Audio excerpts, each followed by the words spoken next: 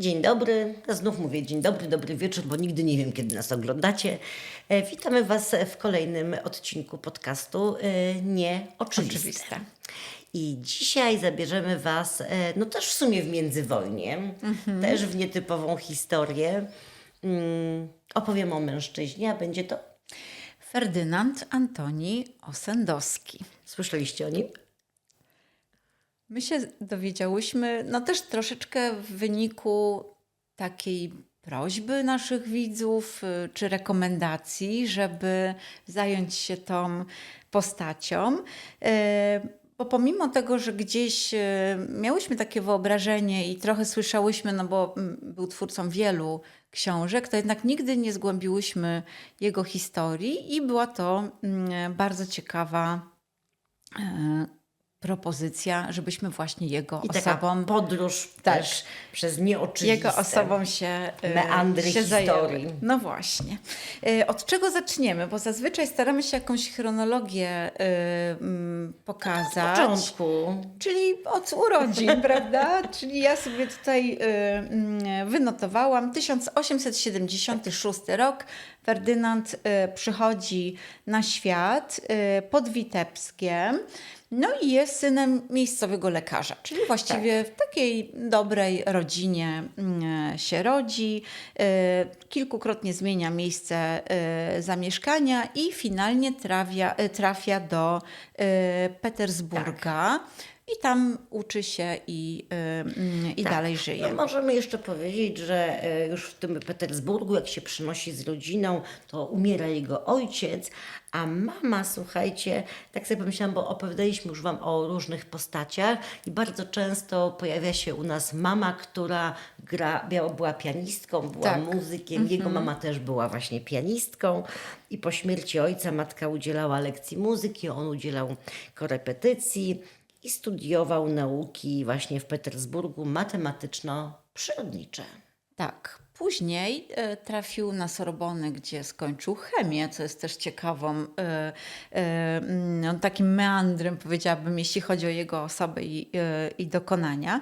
Ale dla tych osób, które nie znają Ossendowskiego i nie zdążyły sobie jeszcze sprawdzić w internecie, kim był, to tylko jedno zdanie wprowadzenia, że był najbardziej poczytnym polskim literatem z okresu właśnie takiego międzywojennego, porównywalnym z karierą Henryka Sienkiewicza. Tak, jeśli chodzi o liczbę tłumaczeń na różne języki. No właśnie, bo był dostępny nie tylko na terenie Polski czy tych obszarów, które dzisiaj znamy jako polskie, ale też w całej Europie i Stanach Zjednoczonych. w wielu innych miejscach, również w Stanach Zjednoczonych, a sam no, kim on nie był, no to już To trudno trudno powiedzieć.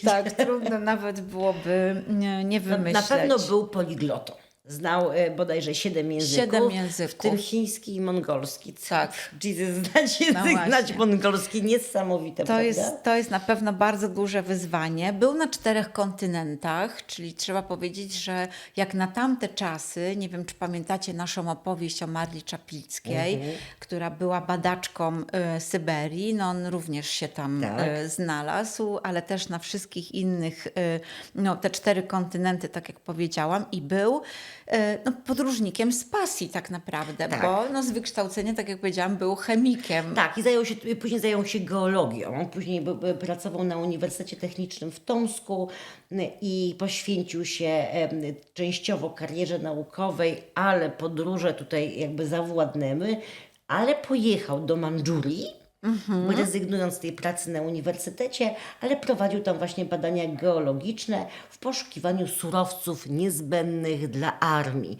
czyli łączył podróż niejako z pracą zawodową. No i w tej Mandżurii okazał się taką osobą bardzo aktywną politycznie.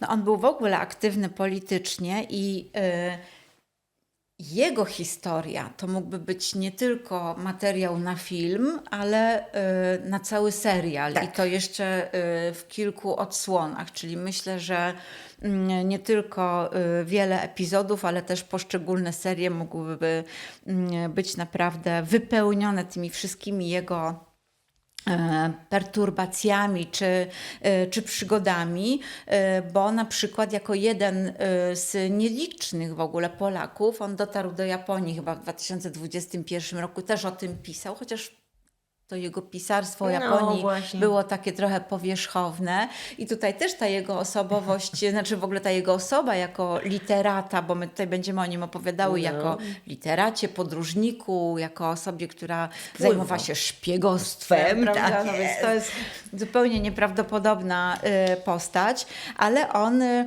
mam takie wrażenie, zajmował się wszystkim tak trochę Po łebkach? po łebkach, takie miałam wrażenie, dla pieniędzy, czyli to, co wcześniej też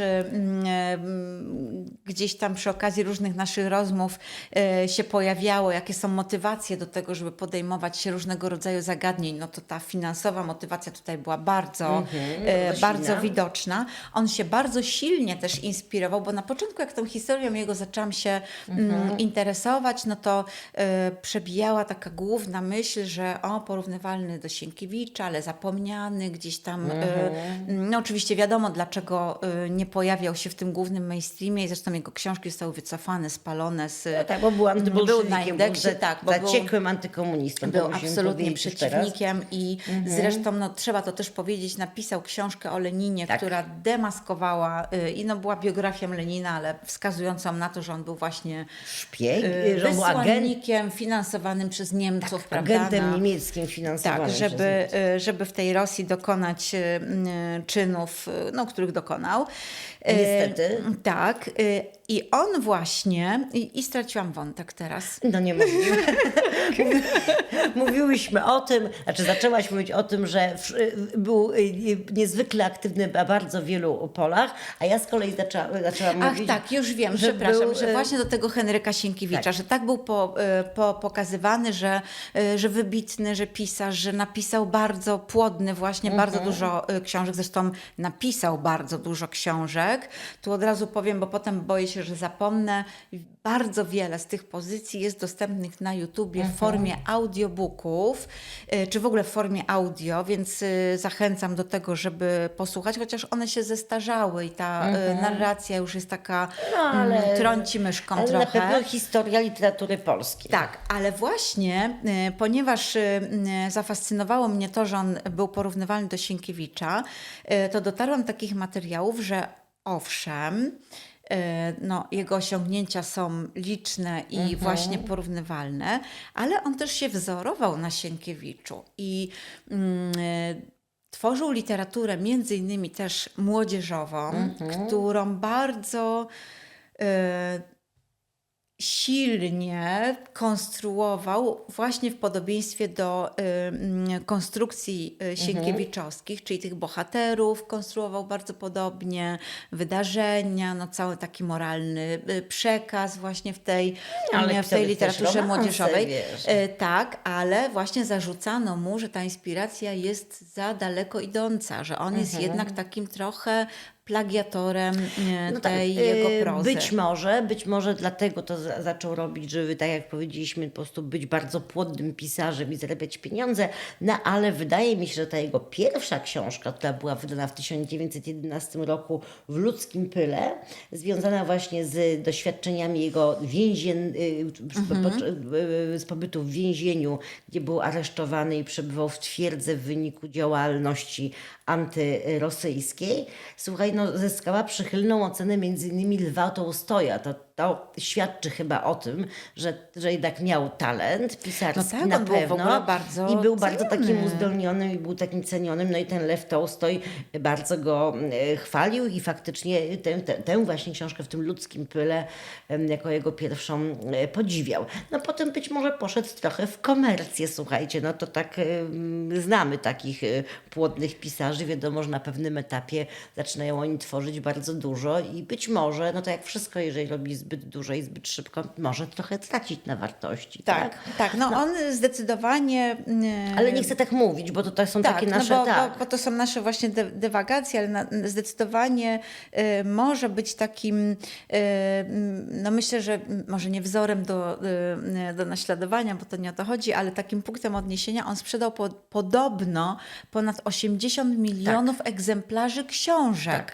No To jest to teraz, niewiarygodne. jak patrzymy sobie na nakłady książek, już nie mówię o książkach naukowych, które mają bardzo skromne nakłady, ale w ogóle na nakłady książek, żeby sprzedać te książki, pomimo, że czytelnictwo spada, nie jest na takim poziomie, to jest ogromne osiągnięcie. I teraz przywołując, czy w ogóle jakby cofając się do tego momentu, no bo to jest znowu ten okres właśnie no, wszelkiego rodzaju i przemian, i rewolucji bolszewickiej. On przed tymi bolszewikami też ucieka. Tak. To go właśnie gdzieś tam, bo on ucieka w ogóle przez Mandżurię właśnie tam w kierunku tej Japonii, więc ta jego ucieczka no, też jest bardzo spektakularna. Zresztą z tej ucieczki powstaje ta książka Przez kraj ludzi, zwierząt i bogów, która jest bardzo... Bardzo znana, Zwierzęta, ludzie, bogowie, tak. Bardzo, bardzo znaną książką. No i on, i znowu zgubiłam wątek o nim, nie wiem, mam tyle informacji napisanych na jego temat, że, No to może być, że po prostu no to może musimy, nie wiem, to może musimy powiedzieć, że zanim napisał tę książkę, którą wydał najpierw w Nowym Jorku, potem w Londynie, w końcu w Warszawie, bo w tej Warszawie udało mu się w końcu do tej Warszawy przystać w 1923 roku, to przebywał dosyć długo w Mongolii. I tam z kolei, będąc w Mongolii, no też się wydarzyła niesamowita rzecz dla mnie, przynajmniej w jego życiu, a mianowicie został podobno doradcą krwawego barona Ungerna i depozytariuszem wiedzy na temat, słuchajcie, ogromnego skarbu, który został ukryty, skarbu z ogromnymi pieniędzmi, będącego tak naprawdę, ten skarb miał być de facto własnością cara i miał służyć właśnie białym do zwolczenia bolszewików. Tak. No i tutaj podobno są do dzisiaj grupy takie mini Indiana Jones, które poszukują tego skarbu. Tak. Zresztą nawet dotarłam takie informacje, że nawet Hitler wysyłał ludzi na poszukiwanie tego skarbu. Także to musiał być naprawdę znaczący skarb. A NKWD-ści szukali Ossendowskiego już po śmierci, żeby znaleźć nawet informacje. grób jego rozkopali, prawda, żeby sprawdzić, czy na pewno on w tym grobie został pochowany, więc to jest w ogóle niesamowita historia, ale on jednocześnie właśnie uciekając, no, miał mnóstwo tych przygód i on zaczął pisać, no, dokumentować to powiedzielibyśmy, ale on jednak nie był takim dokumentalistą. To znaczy myliły mu się kilometry, odległości, miejscowości. Tak, bardzo dużo rzeczy było ubarwionych i też czytałam właśnie taką opinię, że liczba wydarzeń nagromadzona w jednej wyprawie była po prostu nierealna do przeżycia, że jednak ta fantazja literacka tutaj dominowała i nie można jego książek nazwać w żadnym stopniu kronikarskimi zapisami tych I został tych zresztą podróży. bardzo mocno skrytykowany przez szwedzkiego podróżnika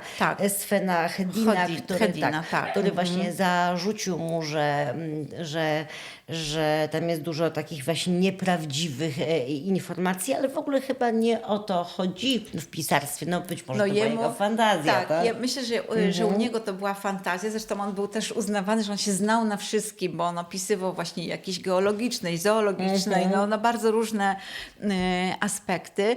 I znalazłam bardzo ciekawy artykuł, który przyrównuje jego aktywność do takiej współczesnej aktywności, no tak jak są, nie wiem, na Instagramie, na TikToku, czy w mediach różnych no i społecznościowych, czy na YouTubie, jak oglądamy takich podróżników, prawda? I oni się dzielą swoimi podróżami.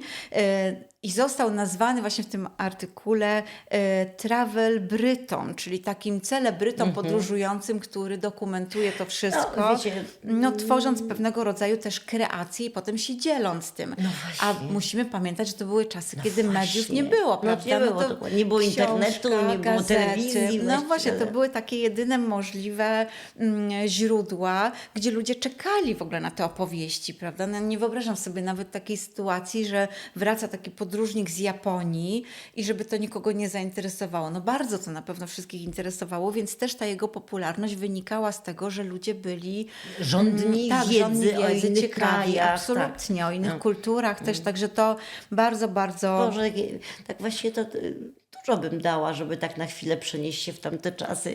No, ale to w takie dobre miejsce, żeby tam akurat nikt nie przebiegał z bronią. Bezkrwawego barona. No Bezkrwawego barona. No Ale to właśnie. musiały być też piękne czasy. Słuchajcie, gdy się czekało na informacje, czekało się, nie wiem, dzieci czy dorośli czekali na przykład miesiąc na wydanie nowej części, na przykład rozdziału jakiejś powieści opisującej, nie wiem, życie lwów na przykład, No czy właśnie, niedźwiedzi. ale wiesz, że on też właśnie z tymi opisami, bo tutaj sobie znalazłam, bo trochę tak niechronologicznie sobie poumieszczałam te różne odniesienia, ale właśnie on no, był uznawany za osobę, która tak pasjonowała się różnego rodzaju rzeczami i tak czasami trochę za daleko brnął w różnego rodzaju opisy, czyli na przykład z dziedziny zoologii napisał, że myślę, że objaśnić to zjawisko, czyli brak nocnego zawodzenia szakali, akurat to był przypisał autora artykułu, można tym, iż szakal posiada tu straszliwych wrogów, hienę i lamparta, które skradają się ku niemu, słysząc jego głos. Zrozumiały to szakale i stały się milczące, bo życie nauczyło ich jednej niezłomnej prawdy, że język to wróg. Także też bardzo to jest bardzo cenna rada dla wielu ludzi, że język to wróg, prawda? Tak, to zdecydowanie. Ale no właśnie bardzo takie ciekawe. Takie wręcz filozoficzne i życiowa rada. No właśnie takie ciekawostki. No w każdym razie ludzie czekali, on tworzył i bez wątpienia no był bardzo płodnym pisarzem. Był płodnym, był kreatywny i tutaj znów znalazłam w nim taki pierwiastek marketingowej natury, czyli takiej reklamowej, bo on do swoich książek, które sprzedawał, dodawał w ramach promocji sprzedaży czekoladę. Czyli wiedział, że musi być jakaś zachęta, żeby książka została sprzedana, więc on często właśnie w tej promocji, podobno, no takie informacje znalazłam, dodawał tą czekoladę. Poza tym był jednak kreatorem własnego wizerunku, własnej twórczości. Był zaliczany w ogóle do grona najsłynniejszych pisarzy właśnie z tego okresu międzywojennego. Porównywalny był do Karola Maja czy Jacka Londona, więc to były naprawdę bardzo fajne punkty odniesienia, prawda? Więc to była rzeczywiście postać, która przyciąga tą uwagę. Jeszcze bym chciała, żebyśmy powiedzieli o tym jego takim antykomunizmie, tym takim, prawda, takim bardzo dużym zacięciu antybolszewickim. Ponoć przekazał właśnie te informacje dotyczące Lenina, że był on agentem Niemiec i że był finansowany, cała działalność Lenina była finansowana przez Niemców, przez socjalistów niemieckich. Napisał tę właśnie biografię Lenina, o której już wspominałyśmy, która później stała się powodem takiej ogromnej nienawiści jak gdyby polityków Związku Radzieckiego do Ossendowskiego i właśnie szukania go nawet po śmierci. I ta właśnie, to jakby jego taki, ten jego antybolszewizm, znaczy, właśnie ta postawa antybolszewicka spowodowała to, że od 1945 roku, to musimy wyraźnie powiedzieć, wszystkie jego książki były zabronione w Polsce, były poddane całkowitej jakby cenzurze, nie było wycofane ich w bibliotekach, wycofane z bibliotek, właśnie nie było ich w bibliotekach, dlatego też właściwie tego Ossendowskiego nie znamy, bo gdyby tak nie było, na pewno nasze pokolenie to 100%, znałoby go, go znało i pewnie byśmy się wychowali tak jak na przygodach Tomka Sawyera. Tak? Nie, chodziło mi o przygody, o książki Szklarskiego. A przygody Tomka Sawyera to też znamy. Na szczęście pozwoli nam to czytać. No w każdym razie... jego biografia Lenina, która właśnie była tym przyczynkiem też do tej decyzji, że został wycofany właśnie z powodu tych swoich antybolszewickich poglądów. Jego biografia Lenina była przetłumaczona na ponad 20 języków, więc to też świadczy o tym, że była to książka, która wzbudza dużo emocji, bardzo wiele czy społeczeństw, czy narodów chciało też mieć swoją wersję językową. Możemy tutaj zacytować taki fragment z tej książki, mogę tutaj, bo to tak się zaznaczyłam, gdzie Ossendowski pisze: myślałem, do Lenina, że pan dąży do rewolucji, aby wstrząsnąć zmaterializowanym mieszczańskim światem i utorować drogę dla ducha. Tak myślałem. Tymczasem pan marzy o bandytyzmie na wszechświatową skalę. To straszne. Więc w takim jak gdyby stylu jest napisana ta książka. No nie mogli go bolszewicy lubić. Tak, chociaż też mam taką jedną dygresję, że zarzucano mu to fałszowanie dokumentów, które miały dowodzić o tym niemieckim jakby wpływie, więc tutaj no, nie chcę wkraczać na te ten historyczny grunt, ale spotykałam czytając o nim właśnie i takie głosy i takie. A jeszcze są też takie głosy, że owszem, dokumenty istniały i jest to prawda, natomiast Ossendowski w przekazaniu tych dokumentów nie brał udziału i to być może był jeden z tych mitów stworzonych przez niego samego tak, wokół bo on siebie. też się właśnie kreował bardzo na taką No był postać. trochę mitomanem też. Nawet jak sobie czytałam, bo jestem ciekawa, czy miałaś takie, bo oczywiście w tych opowieściach o nim też się przewijają takie odniesienia. On się rozwiódł ze swoją pierwszą żoną Rosjanką, ożenił się ponownie ze swoją pierwszą miłością.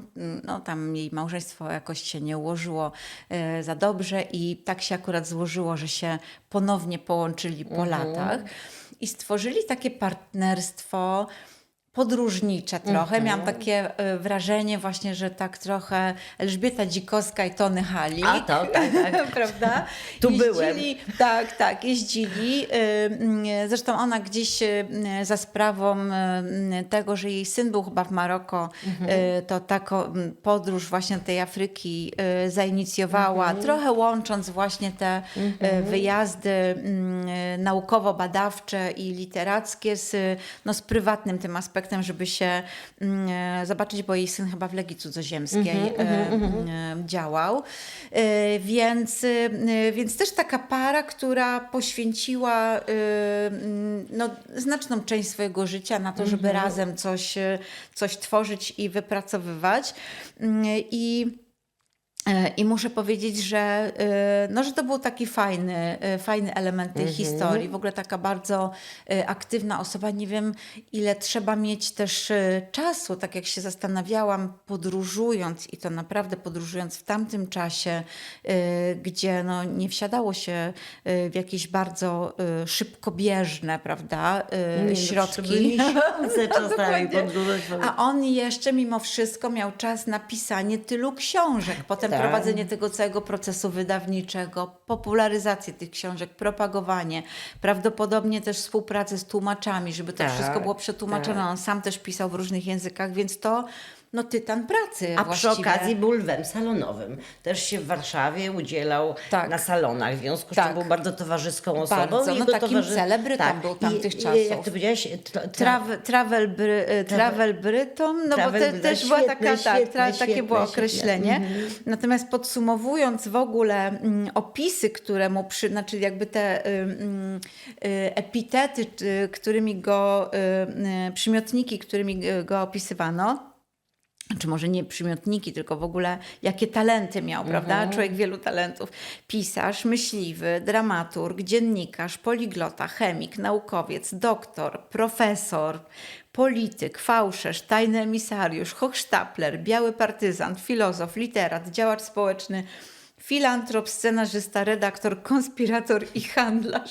Także naprawdę był osobą nietuzinkową i niejednoznaczną. Profesor Zbigniew Kopeć, który jakby zgłębiał tajemnicę Ossendowskiego, powiedział: o jego życiu wiemy tylko to, co sam nam powiedział. Korzystamy z jego wspomnień, utworów biograficznych i wywiadów, które sam udzielał prasie.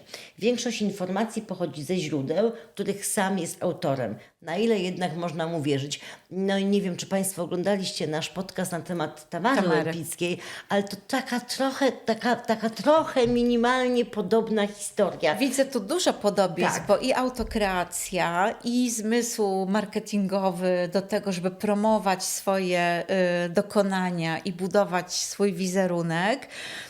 No i właśnie ta bardzo duża kontrola nad Swoim życiem. komponowaniem nad tym, tych informacji na swój temat, prawda, No. i uzewnecznie. No jedynie Także, to, że jednak kobiety są lepsze, bo jej dzieła się lepiej sprzedają dzisiaj.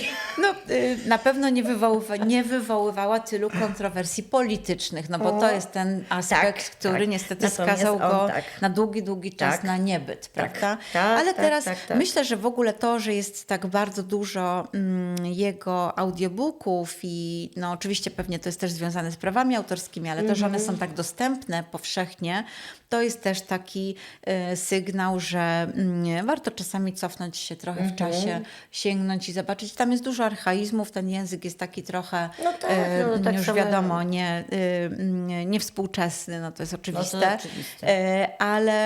Ale warto zobaczyć, jak pisał, na co zwracał uwagę i jak no, jakby obudowywał te całe swoje historie, sięgając do różnego rodzaju zabiegów. On nawet pisząc o tych japońskich różnego rodzaju podróżach też posługiwał się japońskimi zwrotami, które zapisywał fonetycznie, więc też stosował tego rodzaju zabiegi. Więc bardzo barwna, ciekawa. Dokładnie. Bardzo. I myślę taka inspirująca do tego, żeby sięgnąć po jego dokonania postać. Tak, możemy tylko jeszcze jakby powiedzieć tutaj, tak żeby dokończyć jakby historię jego życia, że zmarł w 1945 roku pod Warszawą po tajemniczej wizycie młodego niemieckiego żołnierza w mundurze, z którym bardzo długo rozmawiał, po czym następnie zasłabł właściwie i umarł. I są według niektórych radzieckich źródeł informacje, że ten mężczyzna, który go odwiedził w 1945 roku, to był bodajże 2 bądź 3 stycznia, to był wnuk krwawego barona, który chciał się dowiedzieć, gdzie dziadek ukrył skarb, a tę tajemnicę Ossendowski wziął Zabrał do ze grobu. sobą do grobu. No i właśnie dosłownie następnego dnia po tej śmierci NKWD-ści wkroczyli do miejscowości, bo szukali Ossendowskiego i doprowadzili do ekshumacji jego grobu. Po pierwsze chcieli sprawdzić, czy to na pewno ten wróg komunizmu to on, a po drugie również są takie opowieści, że szukali informacji o tym, gdzie jest ukryty skarb carski tak naprawdę, który był, który właśnie jest do dzisiaj poszukiwanym takim trochę świętym gralem. Także historia taka, dla mnie też taka rama tutaj tej historii, ten wnuk, niby ten wróg, to był właśnie, to był młodzieniec w niemieckim mundurze wojskowym, początek 1945 roku, więc właściwie już moment wyzwolenia i Warszawy, Tak. i Łodzi. Natomiast też gdzieś przeczytałam, że Ossendowski usłyszał taką przypowieść na temat swego życia. Dowiedział się, że umrzesz dopiero wtedy, gdy krwawy baron cię ponownie odwiedzi. I właśnie ten wnuk, odwiedziny. te odwiedziny być może w postaci, także taka trochę mistyczna historia, ale jak czytałam, to nawet tak powiem szczerze, dreszcz lekki przerażenia takiego, ale taki... Ale całe jego wręcz życie ciekawy. właśnie, które no, wykreował, czyli tą opowieść o sobie, miało też dużo z takiej tajemniczości, tak. różnych zagadkowych sytuacji. Też był podejrzewany o szpiegostwo, prawda? Tak. Więc no, naprawdę taka postać bardzo, bardzo barwna. Ja myślę, że możemy zachęcić Państwa przede wszystkim do tego, żeby chociaż kawałek, chociaż fragment książki Ossendowskiego właśnie wysłucha chociażby w postaci tego audiobooku, bo szkoda, żeby tak jednak wielka postać na pewno przeszła do zupełnego zapomnienia. Prawda. Ten poczet pisarzy XX wieku winien nam się tutaj wzbogacić o Ferdynanda i no zachęcam naprawdę, bo jest to Zachęcamy. ciekawe i naprawdę taka inna literatura. Trochę myszką trąci oczywiście na dzisiaj, no ale ja myślę, że naprawdę warto, żebyście spróbowali. Zachęcamy do tego i dziękujemy, Dziękujemy bardzo. dzisiaj za to, że byliście z nami.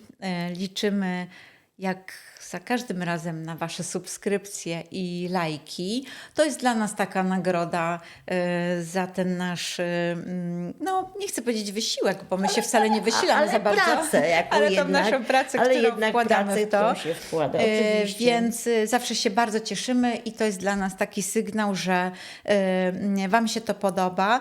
Jeśli macie kolejne propozycje, no to oczywiście Piszcie, zachęcamy tak, pewnie. do My pisania. z przyjemnością posłuchamy Was, a jak nie, to będziemy same szperać i dalej Oczywiście, zainteresowywać już mamy i tak Was. mnóstwo pomysłów, także na pewno nie będziecie się z nami nudzić. Mamy nadzieję i do zobaczenia. Dziękujemy i do zobaczenia.